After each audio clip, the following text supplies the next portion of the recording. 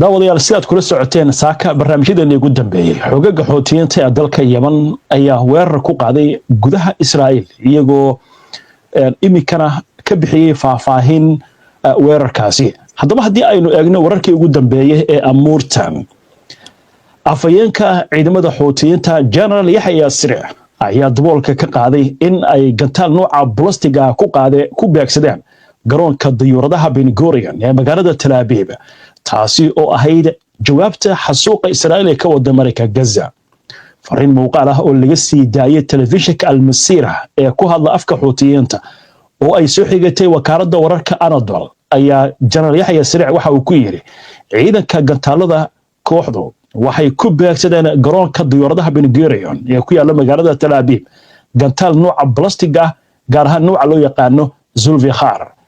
General Yahya Sariic oo hadalkiisa wata ayaa waxa uu yiri weerarku wuxuu si buuxda u gaaray bartilmaameedkiisii waxaana uu sababay in qayladhaanta Siiriga digninta ka bixiya gantaalada laga maqlay in ka badan 300 oo magaalo iyo tuulooyin iyadoo malaayiin Israa'iiliyiin ay ku carareen goobaha gabaadka loo galo gantaalada isla markaas la joojiyay dhammaan duulimaadyada garoonka diyuuradaha.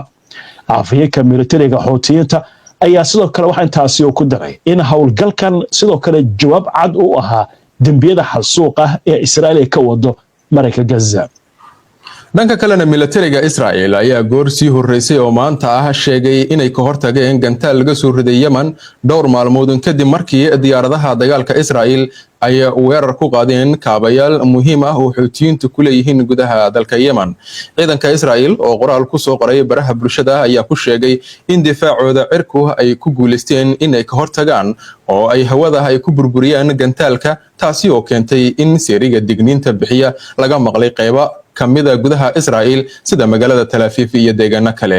kooxda xoutiyiinta ayaa toddobaadkan sidoo kale sheegtay in mas'uuliyadda laba weerar oo isxigay oo ay ku qaaday laba markab ganacsi oo marayay meel u dhow xeebaha dalka Yemen 24 saacadood gudahooda.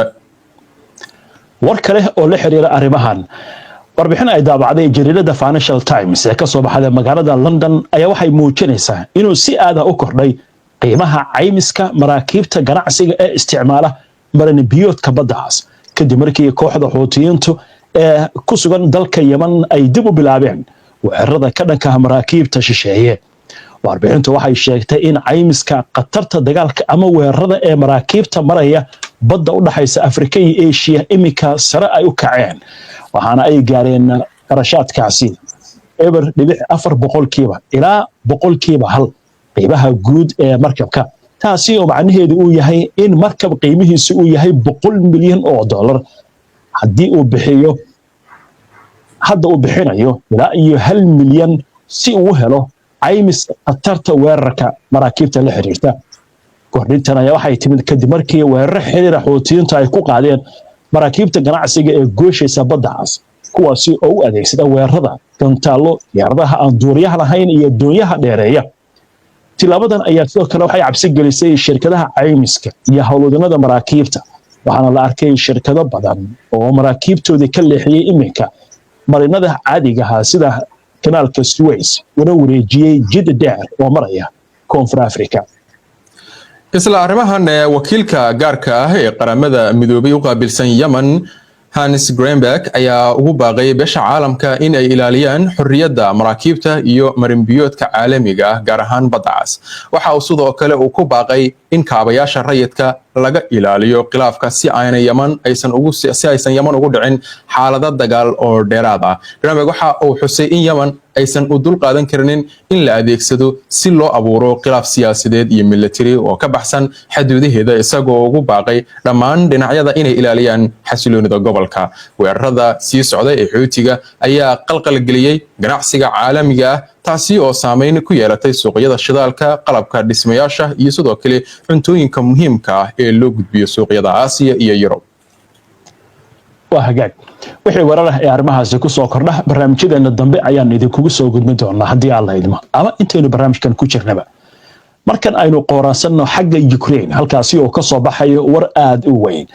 mas'uuliyiin ka tirsan dowladda Ukraine ayaa si rasmi u xaqiijiyay geerida sarkaal sare oo ka tirsan hay-adda sirdoonka gudaha ee dalkaasi magaceeda loo soo gaabiyo SBU kadib markii lagu weeraray qarax ka dhacay bartamaha magaalada Kiev ee caasimadda. sarkaalka la dilay ayaa lagu magacaabay Colonel Ivan Voronija oo ahaa taliyaha cutub gaar ah oo ka tirsan adeegga ammaanka qaranka ee SBU.